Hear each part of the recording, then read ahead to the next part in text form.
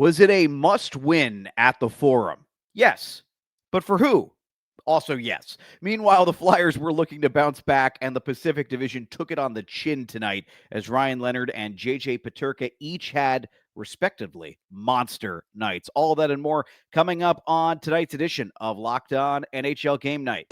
When that final horn sounds, you know it's time for Locked On NHL Game Night. All the post-game reactions to every game across the league, every single night, with insights only the hosts at Locked On can provide. Prepare to experience game day reactions like never before, only on Locked On NHL Game Night. Your team every day. Hockey fans, welcome into Locked On NHL Game Night, part of the Locked On Podcast Network, now the #1 sports podcast network, your teams every day. Thanks for making Locked On NHL Game Night your place to get a recap of all the night's action in the NHL during the regular season and the playoffs, whether it's one game or 16 or everything in between. We're always here with the latest for you, available wherever you get your podcasts and on YouTube. Today's episode brought to you by our friends over at FanDuel. If you want to be right in the middle of the action this season, visit FanDuel.com. Place your NFL live bets all season long. I'm Alex Wiederspiel. I write about hockey for Yardbarker sometimes. I'm long overdue a couple of articles for them. I'll get onto that later this week. And I hang here on Locked On NHL Game Night. I also happen to be a New York Ranger fan for my crimes. Meanwhile, Eddie Garcia, an LA Kings fan, host of Locked On LA Kings, is here with us. And what a weird night of hockey we got tonight. Got some decent games early. And then, Eddie, it was as if they were pandering to you specifically, just a Pacific Division bloodbath in the latter games, as the Pacific Division tonight was outscored 14-1 in the two games they played in. And I was very much fine with that because my LA Kings were not involved. It was a couple of division rivals, so bomb away on those guys, I say. But yeah, going into the night, there was one matchup in particular I was looking forward to. Thought we'd have a little bit more competitive action, and didn't really turn out that way, but lots of stuff to talk about nonetheless. Yes, and we get probably the best game of the night coming in Montreal, and this had the feel of a playoff game, and with the way things have been going for both of these teams, long droughts, really, really tough go of late for both Montreal and Winnipeg. The Jets have been struggling since Connor Hellebuck got hurt. Montreal had really struggled. They had only won 3 of their last 10 games, and they get the win 3-2. This was a game where every time Winnipeg took the lead, Montreal had a response. They, of course, get a patented Montreal power play goal. Juraj Slafkovsky tied it at 1 after Mark Scheifele scored in the first period for Winnipeg. Kyle Connor, this was, I was really dialed in during this particular portion of the game. Winnipeg absolutely collapsed the zone in on Montreal during their second goal, and it was a relentless, hard-working shift, the type of thing that you see and hope to see from playoff caliber teams that got them the 2-1 lead, and it would be good enough to get them a point tonight, but only not even 3 minutes after that goal, Oliver Kapanen responds with his 8th of the season off an Ivan Demidov pass, tied it 2. This one winds up going to overtime and then to the shootout. Montreal gets the win in the shootout. Let's hear from Ian Boisvert before we break this whole thing down. The Montreal Canadiens get a much-needed win in the shootout against the Winnipeg Jets, a game in which the Montreal Canadiens never led. They trailed or were tied the entire game. I think it's actually a nice change of pace from the last game against Ottawa, where we use the word quit a lot with that effort against the Ottawa Senators. Montreal Canadiens showed no quit in this one against Winnipeg. They were all over Eric Comrie, who was fantastic for Winnipeg, but the big development for the Canadiens over the last few weeks, and certainly in this one, has been the emergence of Juraj Slafkovsky as a dominant power forward on every shift that he's on. He was reunited with the top line, and the Canadiens continue to build his confidence and make him into one of the more preeminent power forwards in the National Hockey League. So big win for Montreal, but an even bigger win for their rebuild, or build as it were, because Juraj Slafkovsky's coming along just fine. Thanks, Ian. Yeah, the rebuild sure seems to be over at this point, Eddie. The big issue at this point is now stringing together wins. We saw Montreal do it a lot early, not do it as much of late. Winnipeg has struggled without Connor Hellebuck. They got a better effort tonight. They got a point out of it, but they've dug themselves a little bit of a hole without him. Thoughts on this one? I really like the point that Ian made. And when you look at, some of the main weapons for Montreal, Cole Caulfield, who gets the shootout game winner in this, and of course he does, because it's always the shootout or overtime where he really seems to always emerge and be a clutch performer.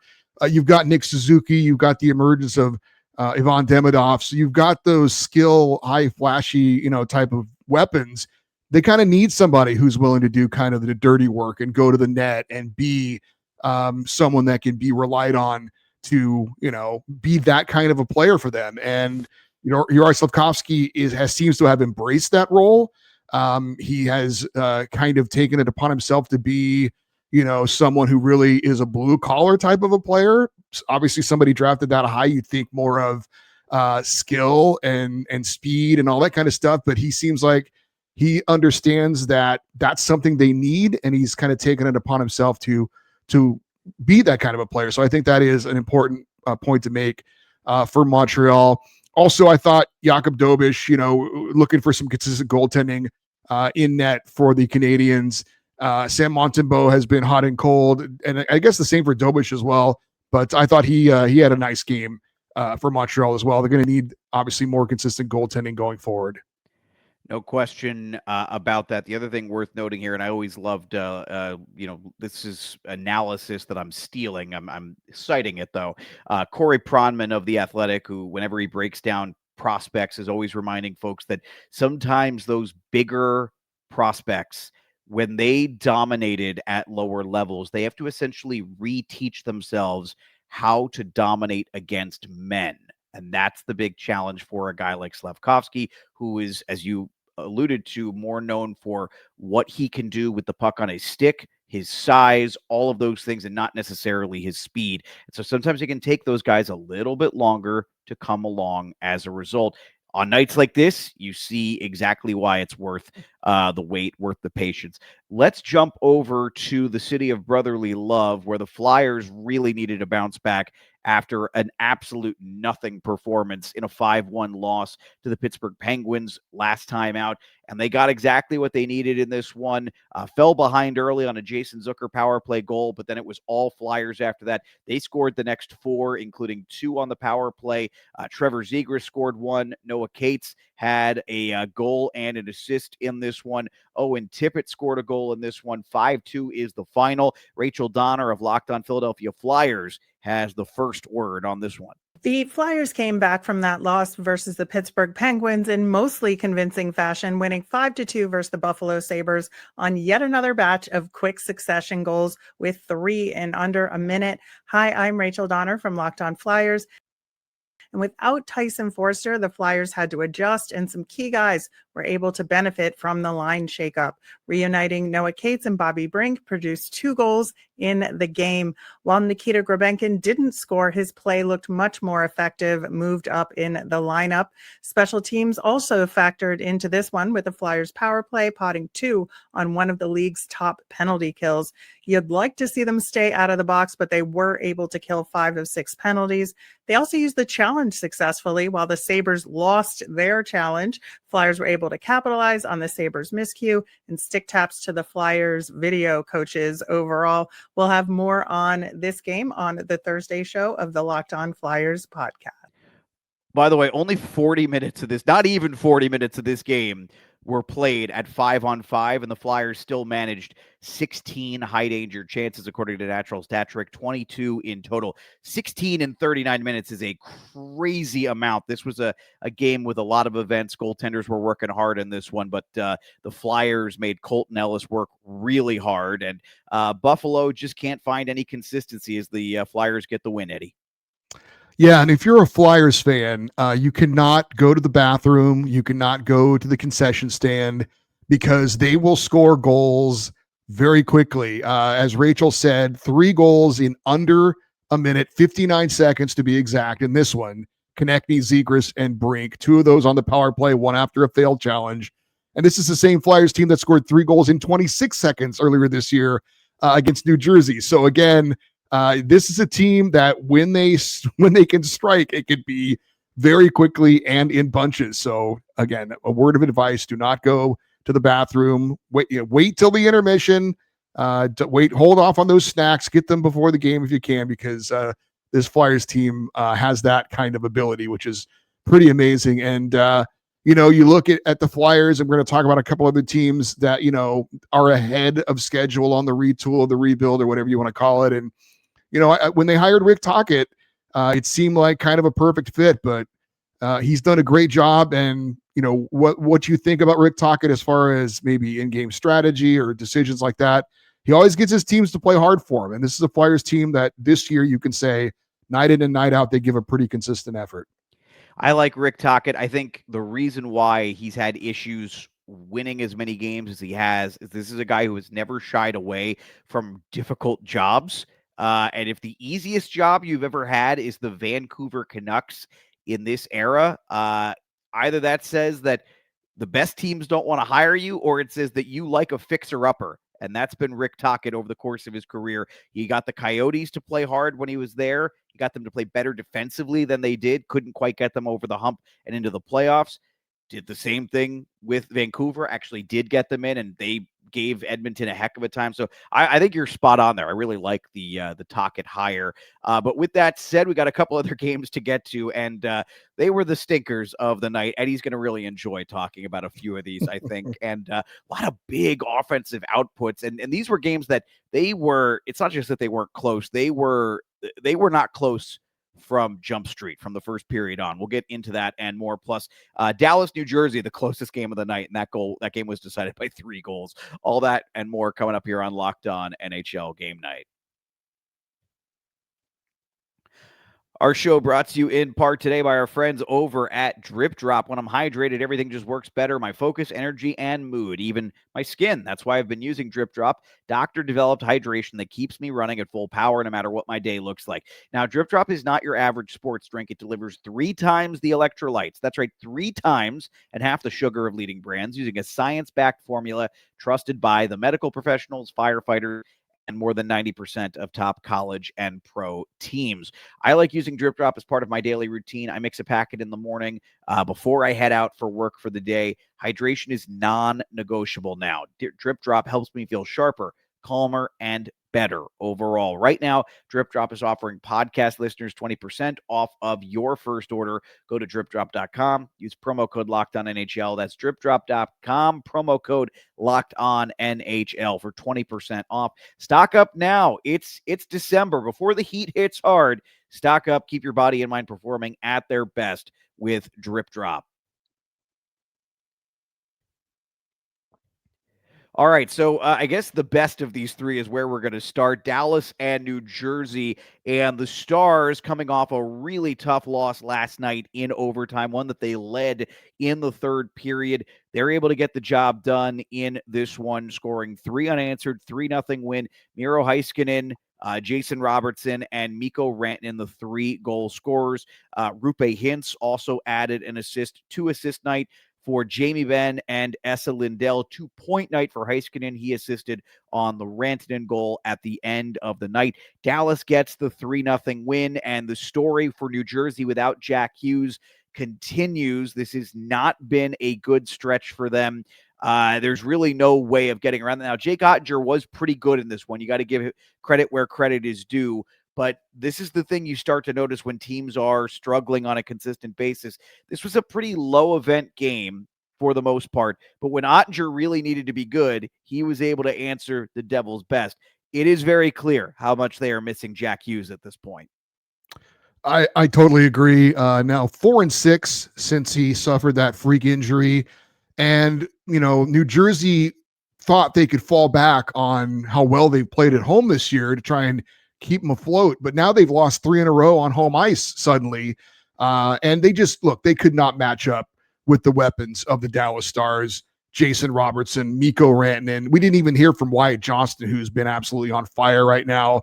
And I thought New Jersey was actually pretty good for about half this game, but it was like second half of the second period, it really started to turn, and you could just see they were not going to be able to keep up with the Dallas Stars. And I don't know about you, Alex, but it feels like the Stars have separated themselves from the rest of the NHL, And it's certainly ironic that with 41 points, they would easily be in first place in every other division, but they've got the Colorado Avalanche in their division, and so they are in second place. I guess the good news is it doesn't look like there's any chance they will face each other in the first round of the playoffs this year, but I think clearly Colorado has separated themselves, and I think Dallas has joined them. And when you look at the two top teams in the league, they both come from the Central, and Dallas has really started to emerge. It does, if you didn't hear, Tyler Seguin probably out for the year. That's obviously not welcome news for the Stars. Not that he is necessarily one of their, top frontline players at this point, but still a very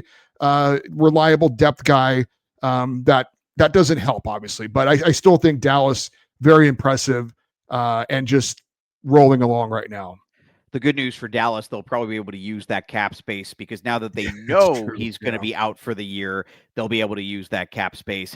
If there was any concern, is he going to come back in the way, Florida kind of thinks if we make it, we think Alex Barkov will be back. So we don't know that we can use that money, especially under the new LTIR rules. Dallas will not have to worry about that. So there's a little bit of a silver lining there for the Stars. And I think you're spot on. The other thing too with Dallas is I think generally speaking, they have gone with a more low event style this year, and they're trying to play more rope-a-dope hockey, where the goal is let the other team wear themselves out in the first half of games, and the possession numbers might look a little lopsided, and then Dallas is going to use their quick strike precision offense to do the rest. I mean, when you have the type of top-end talent like they do, that is a style that you can play, and they put it on display tonight. Kudos getting this win on the road on the second half of a back-to-back.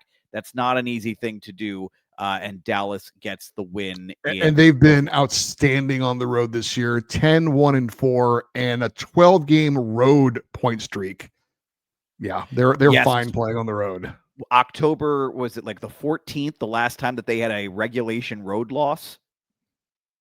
I don't know that date, but I don't disagree based on them being 8-0-4 in their last 12 road games. That's probably correct. Yeah, something like that. I'll look it up at some point.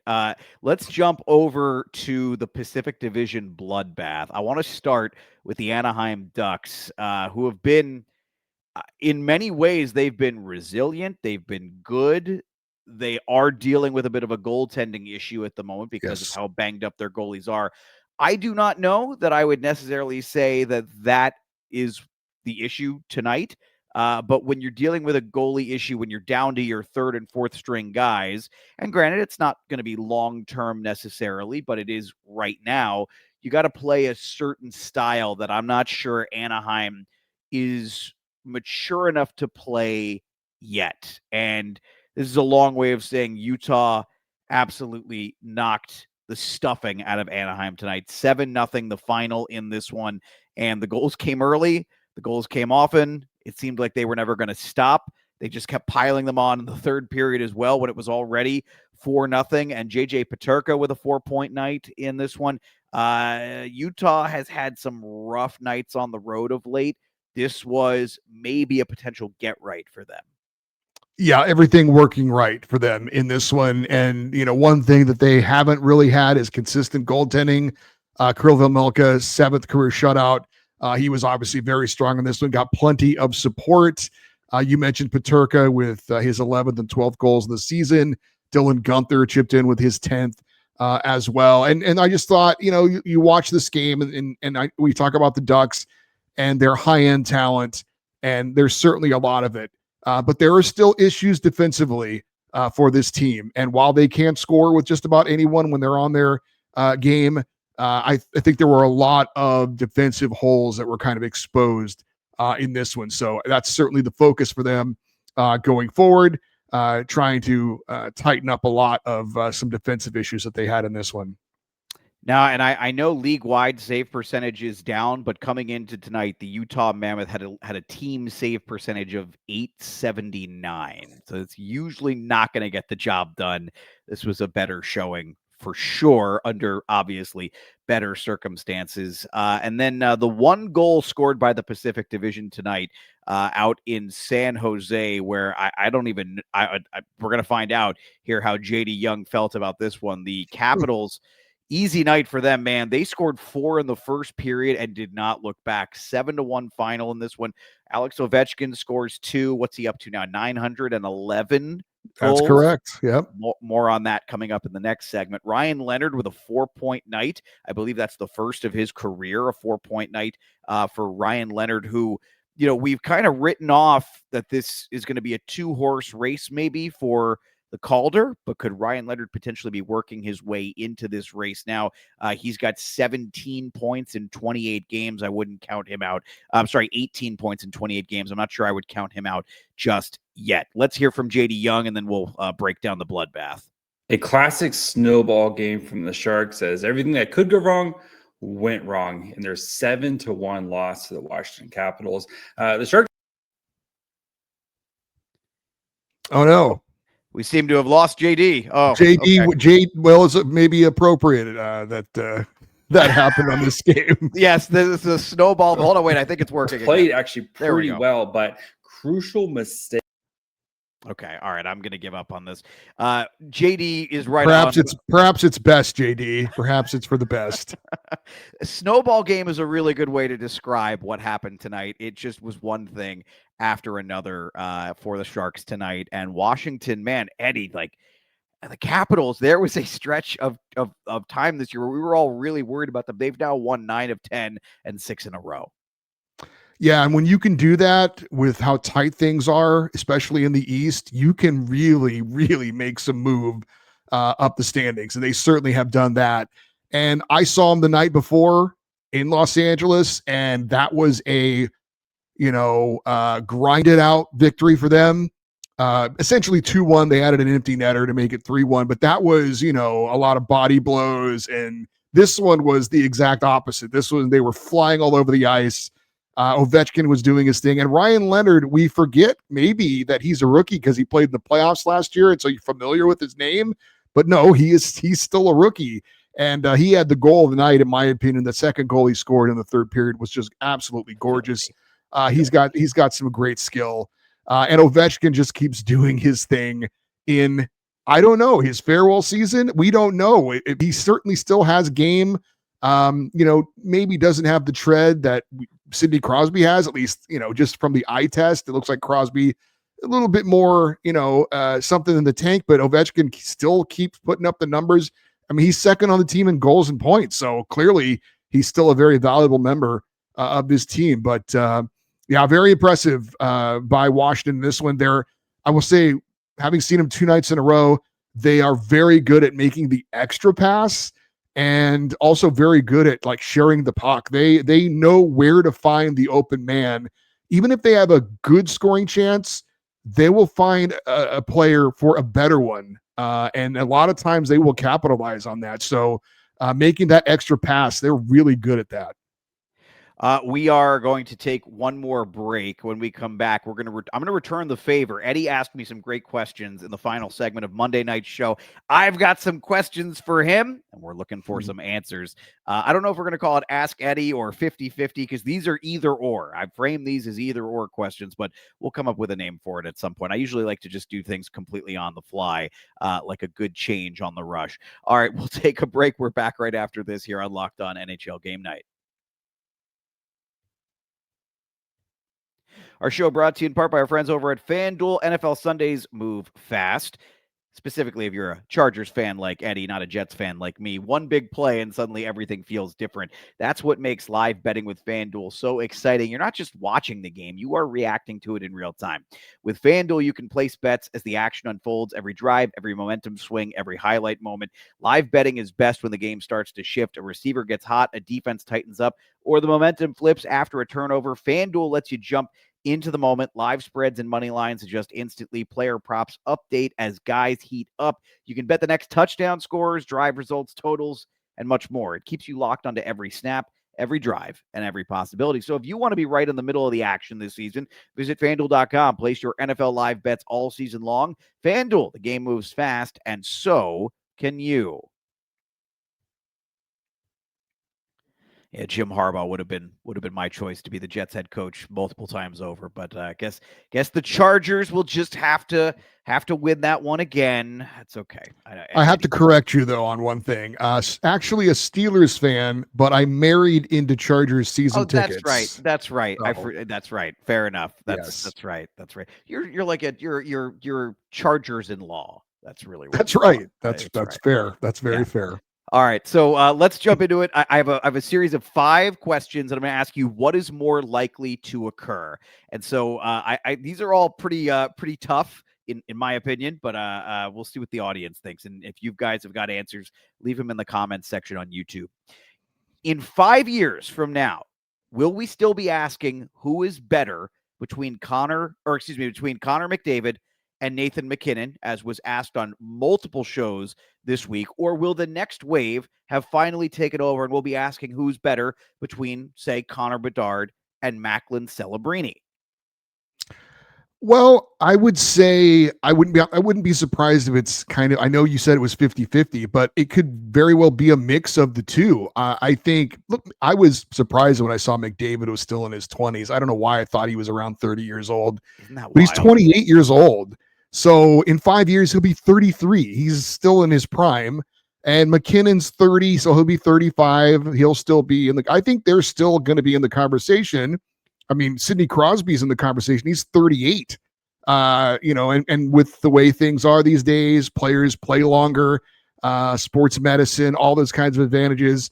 But I think guys like Leo Carlson could certainly be in the conversation as well. So I do think McDavid and McKinnon will still be relevant in 5 years, but those other guys will be a part of the conversation as well. So I guess I will answer by saying I think McDavid and McKinnon will still be in the conversation in 5 years. Okay. In 5 years, are the Sabres still rebuilding and in the midst of a playoff drought? This is the mean one. This is cruel. Or what's more likely, that or that one of San Jose, Anaheim, Utah, Philadelphia, or Montreal, all teams who played tonight, make a Stanley Cup final? So again, 5 years from now, what's more likely, that Buffalo is still in rebuilding mode, or that any of those 5 at least make one cup final? Yeah, this is a horrible question and Buffalo fans are got to be like, why did we get dragged into this? What did we do? Catching strays. Yeah, no, I have to say Buffalo not being in the playoffs for another 5 years. I mean, they don't look like they're anywhere close to being a playoff team. This is not like one of those other teams we've talked about, like Philadelphia or Anaheim or even San Jose, who are threatening to make the playoffs this year, and probably at least one of those teams, I'm sure, will. I think Anaheim's definitely going to make the playoffs. So I have to pick Buffalo. I'm sorry to say it, but I could see an Anaheim or a Montreal being in a Stanley Cup final in 5 years. All right, what's more likely to occur? Elliot Friedman talked a little bit about the possibility of Quinn Hughes landing in Detroit. So what's more likely to occur next season? That Quinn Hughes finds himself wearing a Detroit Red Wings uniform, or Jack Hughes plays a full 82-game season? Well, Jack Hughes has never played a full season in the NHL. And even if he were healthy, I don't know if he would. I could see him, being put as a healthy scratch for the last couple of games in a meaningless season where you're getting ready to go to the playoffs. I understand why the Red Wings would want Quinn Hughes along with every other team in the NHL. And I certainly understand that Detroit has some assets and he doesn't have a no trade clause, but I can't imagine they'd make that deal without a sign and trade. That they're not going to do Mikko Rantanen to Carolina and lose this guy because he doesn't want to really be there. But to answer the question, I'm saying it's more likely Quinn Hughes goes to Detroit because, again, Jack Hughes has never played a full season. All right, what is more likely, that Alex Ovechkin hits 1,000 goals or Mikko Rantanen hits, and I picked this number because this would basically guarantee him a spot in the top 10 or 12 of all-time goal scorers, depending on how a few other players shake out. Is it more likely that Ovechkin hits 1,000 or Mikko Rantanen hits 700? He's currently at 306 after tonight. I'm going Ovechkin. He's still relevant. He's still playing well. He's obviously incredibly reliable as far as being healthy most of the time throughout his career, incredibly durable.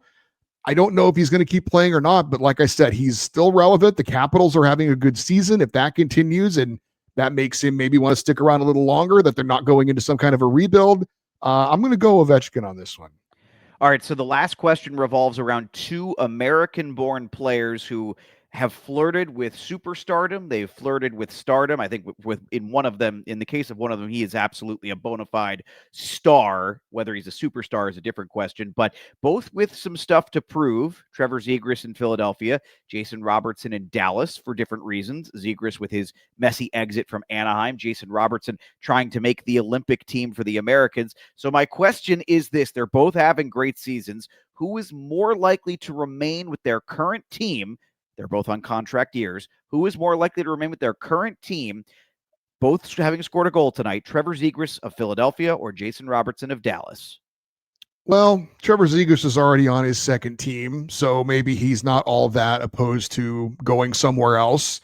Jason Roberts has never played for any other team than Dallas, and while it will be difficult to re-sign him, I think Jim Nill finds a way because he always does. He's the GM of the year multiple times for a reason. I think Jason Robertson's also very happy in Dallas. I think he understands that there's a good thing going on with the Stars and he probably wants to be a part of it.